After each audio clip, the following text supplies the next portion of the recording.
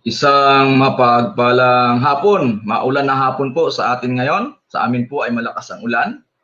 Dapat nalabas ako ngayon pero kasamang anak ko, hindi kami makalabas kasi malakas po ang ulan, mga kapatid sa Panginoon.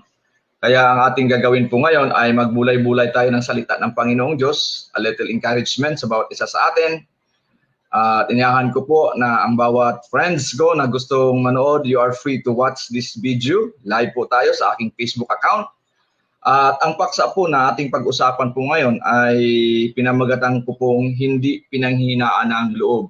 Ito po ay salita ni Pablo na kung saan siya po ay nagmiministeryo alang-alang sa Ebanghelyo.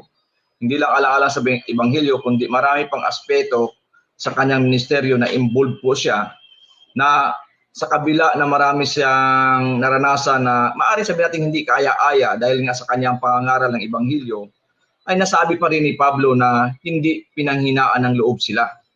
Kaya sinabi niyan sa 2 Corinthians chapter 4 verse 1 and then verse 16 to 18 na sinabi ni Pablo na hindi kami pinanghinaan ng loob. Can you imagine?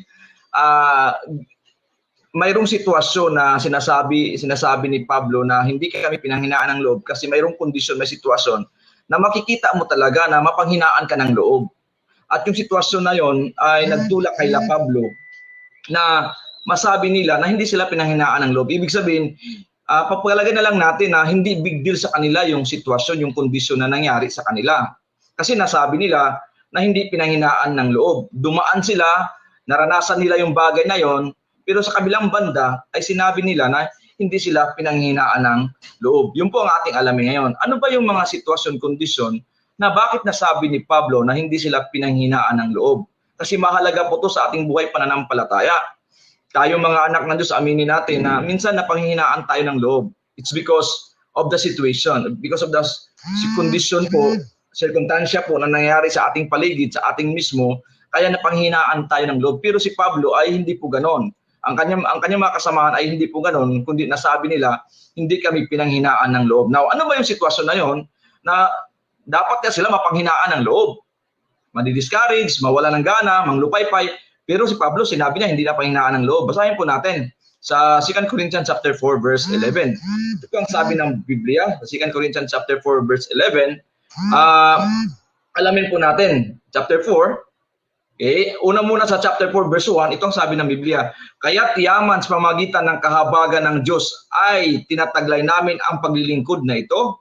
Hindi kami pinanghihinaan ng loob. Take note the phrase, hindi kami pinanghihinaan ng loob. Yun po ang sabi ni Pablo. Yun ang sabi ni Pablo sa Corinthian Church na hindi daw sila pinanghihinaan ng loob sa verse 1. Din sa verse 16, sinabi din sa verse 16, kaya't hindi kami pinanghihinaan ng loob, bagaman ang aming panglabas na pagkatao ay nabubulok, binibigyan naman ng panibagong lakas sa araw-araw ang aming pangloob na pagkatao. Yun ang sabi ni Pablo. Sapagkat itong magaan at pansamantalang paghihirap ang naghahanda sa atin para sa walang hanggang kaluwalhatian na hindi maihambing sa anuman. Sapagkat hindi namin ipinagmasdan ang mga bagay na nakikita, kundi ang mga bagay na hindi nakikita, sapagkat ang mga bagay na nakikita ay pansamantala lamang, subalit ang mga bagay na hindi nakikita ay walang hanggan. Mayroong sinabi si Pablo na paghihirap sa verse 17. Sabi niya, sapagkat itong magaan at pansamantalang paghihirap, mayroong paghihirap pala sila dinaranasan, nadaanan. At doon sa paghihirap na yon, malaman natin yan maya-maya, ay sinabi nila ni Pablo, hindi sila napanghinaan ng loob. Can you imagine? Hindi sila napanghinaan ng loob, hindi sila nadi-discourage, hindi sila nawala ng gana, hindi sila nang lupaypay, kundi lalo sila na pupursigi sa kabila ng paghihirap. At nasabi nila, hindi sila pinanghinaan ng loob. Now, ano po yung mga bagay na yon na sabi natin paghihirap na kailan naranasan? Tuloy po tayo. Sabi niya dito, ngunit taglay namin ang kayamanang ito sa mga sisidlang lupa upang ipakita na ang walang kapantay na kapangyarihang ito ay mula sa Diyos at hindi mula sa amin. Sa verse 8, sabi niya, kabila-kabila ang paghihirap sa amin, ngunit hindi kami nadudurog. Nalilito, ngunit hindi manglupaypay ng lupaypay. Pinag-uusig, ngunit hindi pinababayaan.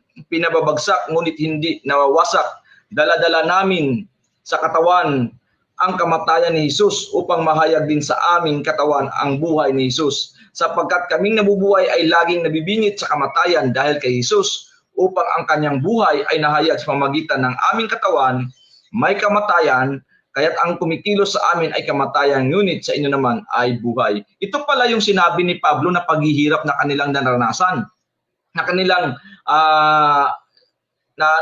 inaatupag o inaharap, na hindi nila maiwasan. Dumaan sila sa ganong aspeto. Sa verse 8, sinabi nila, kabila ang paghihirap sa amin. Take note the word, kabila ang pagpapahirap sa amin. See, there is an intention talaga na pahirapan sila. At yung paghihirap na yan ay naranasan ni Pablo, naranasan ng mga kasamahan ni Pablo. Kabila ang paghihirap sa amin. Yun ang ibig sabihin ni Pablo. Ibig sabihin, talagang may gumagawa sa kanila ng pagpapahirap. Ngunit, sabi niya, ngunit hindi kami nadudurog. Ito pa sabi, nalilito, ngunit hindi ng lupaypay. Pinag-uusig, ngunit hindi pinababayaan. Pinababagsak, ngunit hindi nawawasak. Yun ang ibig sabihin ni Pablo. Yung mga bagay na yan na nakita ni Pablo at naranasan ni Pablo, yung mga paghihirap na kanyang naranasan. Well, the question lang is this, bakit nasabi niya na sa kabila ng mga bagay na yan ay hindi kami napanghihinaan ng loob? Ulitin ko po sa kabila ng paghihirap na yan ay nasabi ni Pablo ay hindi kami pinanghihinaan ng loob. Ang tanong, bakit hindi sila pinanghihinaan ng loob? Mga kapatid, tayo ba ay dumaan sa mga paghihirap sa buhay? Ikaw ba, ako ba ay dumaan sa paghihirap sa buhay? The question now is this, tayo ba ay napanghihinaan ng loob? Ikaw ba ay napanghihinaan ng loob? Ano kaya kung ating anyayahan ang ating sarili? Dalhin natin ang ating sarili doon sa kalagayan ni Pablo. At tanungin natin si Pablo, Pablo, bakit nasabi mo na hindi ka pinanghinaan ng loob? Bakit ako? Pag dumating ang paghihirap, magkabilat, kaliwat, kanan, harap at likod na dumating sa akin, bakit ako napanghinaan ng loob? Bakit ikaw, Pablo, hindi ka napanghinaan ng loob at kasama ng iyong mga kasamaan na naglilingkod sa Panginoon? Ano ba ang sikreto nyo? Ano ba ang dahilan mo? Bakit nasabi mong hindi napanghinaan ng loob? Bakit kami? Kunting bagay lang, paghihirap, apektado kami. Ano bang wala sa amin na nandyan sa inyo na bakit nasabi ni Pablo ay hindi kami pinanghihinaan ng loob? Yun po ang ating alamin po ngayon. Yan. Mayroon kasi siyang, naniwala ako, mayroon siyang bagay na taglay sa kanya, kaya nasabi niya na hindi kami pinanghinaan ng loob. At ito po yun. Ang sagot po dyan ay, bakit hindi pinanghinaan ng loob? Dahil sa kahabagan ng Diyos. Ang kahabagan ng Diyos ang nagbibigay ng motibasyon kay Pablo at sa kanyang mga kasamahan para masabi niya, hindi kami pinanghinaan ng loob. Kaya napakahalaga po na maunawaan natin ang kahabagan ng Diyos. Maintindihan natin ang kahabagan ng Diyos, maranasan natin ang kahabagan ng Diyos, maunawaan natin yan. Kasi pag the moment na maunawaan po natin yan, kahit anong paghihirap dyan, ay sabihin natin, hindi tayo papanghihinaan ng loob. Katulad lang yan sa nagmamahali, sa umiibig. Sa kabila na mayroong paghihirap sa buhay, bakit mo masabi na kaya natin to? Hindi ako napanghinaan ng loob. Ano ba ang nagtutulak sa'yo? It's because of love. Ang pag-ibig kasi ang nagpupush sa atin para ang relasyon ay maging matibay. Para ang relasyon ay maging sakdal, perpekto. Kahit anumang gabundok na pagsubok na dumating ang problema dyan, hindi ka mapanghinaan ng loob because ang nagtutulak sa'yo ay ang pag-ibig. Ganito din po kay Pablo. Ang nagtutulak sa kanya, kaya nasabi niya, hindi sa pinanghinaan ng loob, it's because dahil sa kahabagan ng Diyos.